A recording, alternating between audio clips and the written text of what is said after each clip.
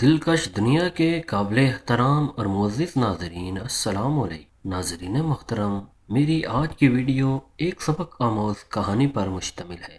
یہ کہانی ہے تو فرضی، لیکن اس میں ایک بہت اہم سبق موجود ہے۔ لیکن کہانی کو شروع کرنے سے پہلے گزارش ہے کہ چینل کو سبسکرائب کر کے ساتھ موجود گھنٹی کے بٹن کو دبا دیں تاکہ نئی آنے والی تمام ویڈیوز کی اپڈیٹ آپ احباب تک آسانی سے پہنچ سکیں۔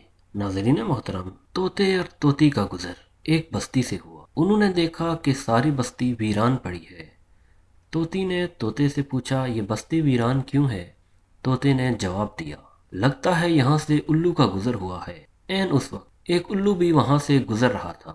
اس نے طوطے کی بات سنی اور وہاں رک کر ان سے مخاطب ہو کر بولا، تم لوگ اس گاؤں میں مسافر لگتے ہو، آج رات تم لوگ میرے مہمان بن جاؤ، میرے ساتھ کھانا کھاؤ۔ الو کی محبت بھری دعوت سے طوطے کا جوڑا انکار نہ کر سکا اور انہوں نے الو کی دعوت قبول کر لی۔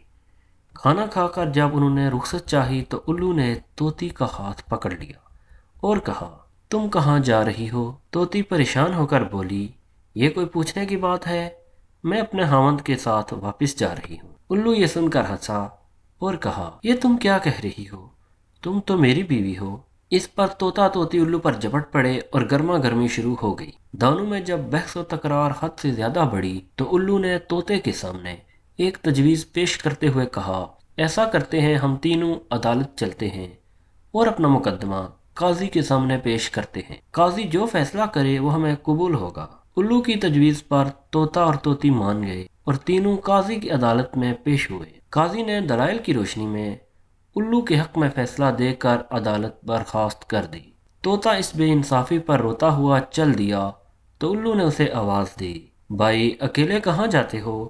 اپنی بیوی کو تو ساتھ لیتے جاؤ۔ طوطے نے حیرانی سے الو کی طرف دیکھا اور بولا، اب کیوں میرے زخموں پر نمک چھڑکتے ہو؟ یہ اب میری بیوی کہاں ہے؟ عدالت نے اسے تمہاری بیوی قرار دے دیا ہے۔